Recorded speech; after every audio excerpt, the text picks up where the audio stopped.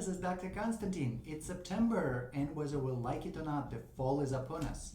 So I'd like to talk to you guys today about something that I think everybody is interested in. Should you get your facelift in the fall? I think the fall is a perfect time for a facelift. Now, the weather is changing, things are getting colder, so you can bring your hair down, and this really helps to cover those incisions.